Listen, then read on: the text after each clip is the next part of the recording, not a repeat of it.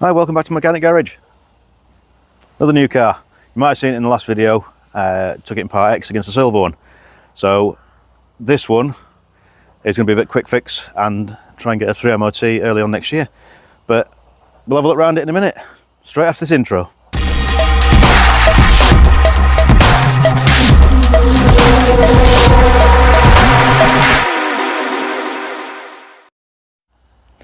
Right, this is the first time I've had a proper look round it.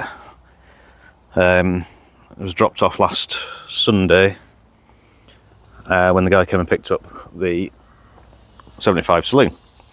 This was a part of the deal of part X to help him out really with making some space on his drive, getting rid of this car, and also having transport to get down here because he lived a long way away.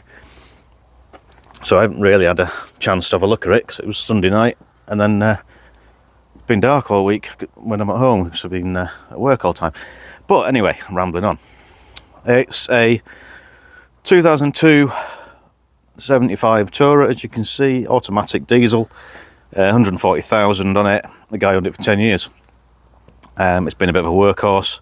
There's a few battle scars here and there. However, the way the silver one cleaned up, I suspect this will clean up quite well. It'll need a little bit of TLC here and there. It's a club, so it's the lower spec with the cloth interior. There's a couple of marks on it, obviously. Things like that, but we'll have a look inside. The door linings and everything are all the same as mine were. They're slightly peeled. It just seems odd seeing a cloth interior, but even at the mileage, these seats are still good. There's no wear on them, and they're actually proper comfy. I think they're more comfortable than the leather ones because they're a lot softer. But other thing I did notice when I got it, was there's a little rubber mat in there missing. So first thing I got on eBay during the week, all the priorities,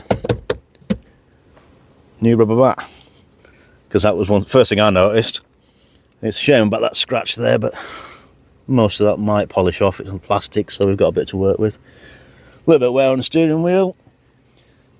But roof lining is intact and good.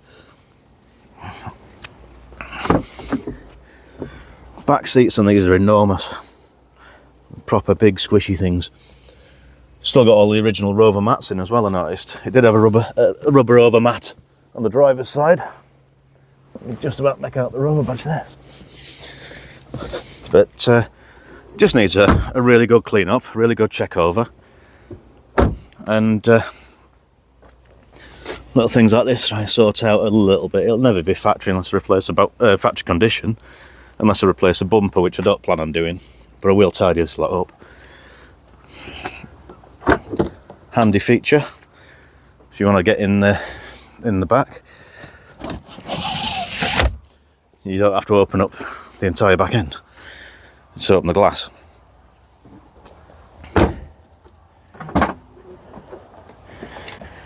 Quite a large boot. Not in too bad a condition. It's just been well used. It was a workhorse for him. He had it a long time. I like that. It's got a gas strut that holds the boot floor up and a light. I didn't even notice the light. Wow.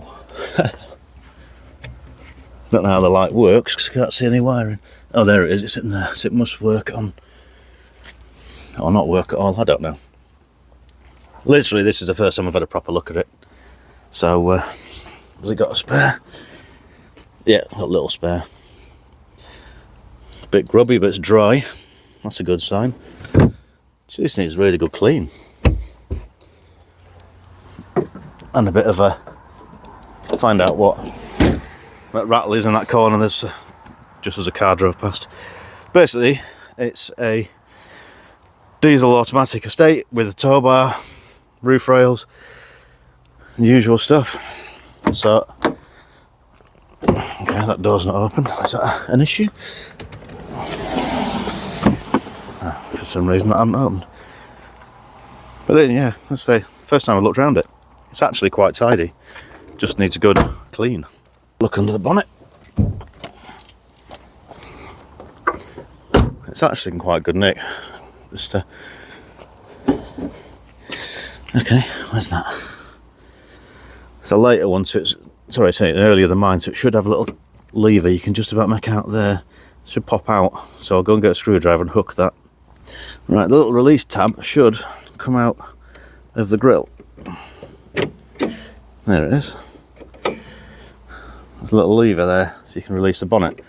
The later ones, it was up here inside. That looks like that needs a bit of lubrication, because that was a bit sticky. Yeah, that's not very free. This one got the optional Webasto preheat. It was one of the things on Project Drive that they got rid of as standard fitment. It was option only afterwards, or dealer fit afterwards. Basically heats the engine up, or starts heating the coolant up beforehand. So warms you up quicker. It's all pretty tidy, just needs a really good clean. It's pretty much the same as any other Rover 75. It's just a little bit tired in places. Just get that leaf out. A little bit tired in places where it's had a bit of use. Coming from Scotland, it's got winter tyres on the front. Back tyres are normal. Looks like it might need one tyre. The other side's okay. This one's a little bit low on the edge. We're on 215 55 16s. Yeah, this sill looks all right. The other side has been repaired. There's a bit of a scrape on it there. A little bit of knocking about. But I think whoever buys this off us it'll just be a workhorse.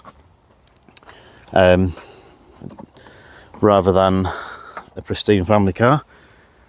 I think it'll need too much doing for that. But a really good clean up. I think it'll transform this. Yeah, this sill's had a bit of a repair on it. It's all solid, it just needs painting gold, make it less obvious. There's a slight dent in the door there, frustratingly, I didn't see before. But it's not a show car. If I can find a rear bumper, this one appears to have been distorted probably by diesel, spilt on it over the years. The little catch on there must be broken off, or something needs adjusting because that goes in too far. But other than that, it's just little scuffs. Bit of lack appeal, is it? Yeah, a bit of lack appeal on there with the muck in the edge. Tow bar, get that painted, put a cover on, that'll instantly transform it. Rear wiper, wiping to here, so the angle matches, so that needs adjusting so it sits level, so that then it'll sit nice and not drive my OCD mental. But yeah, first impressions, it's not actually that bad. I've not driven it far, I've literally driven it around the block just to see what happens. It's a little bit knocky under the front, which the previous owner told me about, so we'll have a look and get underneath and see what state it's in, as to how much it's going to cost to get it sorted. But without spending a fortune, I don't think it'd be a bad car at all, really.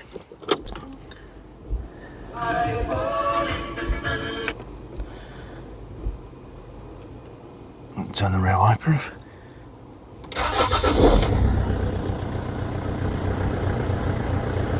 And I got light on for the door open and the bulb out. And I don't know which bulb it is because I'm not looked, but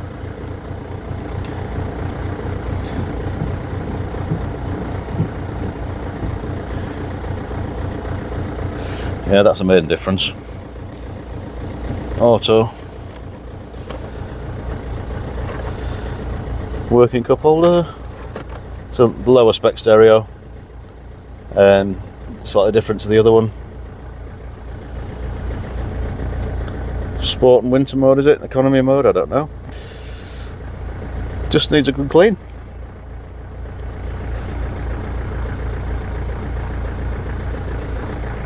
Amazing how much bigger they look in the back.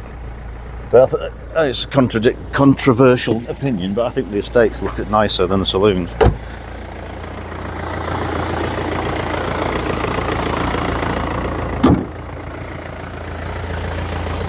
They're just nicely proportioned. I think the back end a lot of time you get estates that derive from saloons, which this was, and it just looks like a saloon with an add-on, but this actually looks like it's meant to be an estate car rather than change from a saloon. And I'm quite impressed with it, really. No idea what's underneath here, so we'll have a look.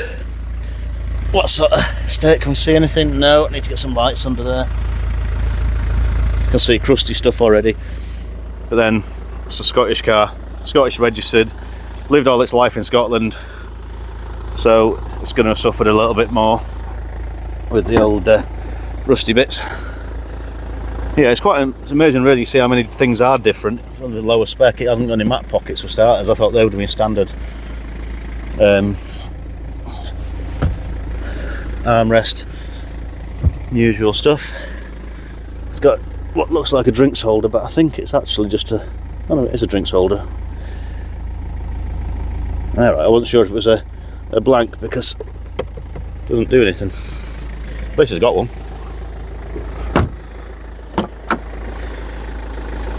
But yeah, this would be a big clean up, sort out a few of the major issues, if there are any. It's a bit knocky under the front, and then we'll see what happens.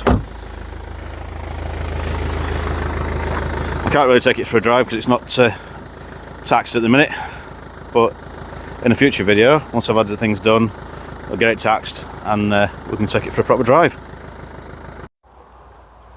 Right, that's just a quick introduction video of the Rover anyway, so as we get more work done on it and get things sorted, there'll be more to see on it. Yeah, more Rover content. Some people want more, some people won't, but it was an opportunity to save it, and also more channel content for something that I quite like actually. Once I cleaned the silver one up, I was like, this is really quite a nice car. So I've ended up with a variation of the same car. So, well, I'm hoping you're liking the new branding and the logo. It's a bit of a change, a bit of an update from when I first started the channel. Same name, same cars, same old stuff, but slightly more up-to-date logo and stuff for it. So thanks very much for watching. Hope to see you in another video, and we'll get this one sorted out and cleaned up. Still got one for another go at the red Peugeot, so that'll be another one for this weekend. Hopefully I'll get another video out doing that. Cheers! Oh, and Ian, you left a penguin in the door.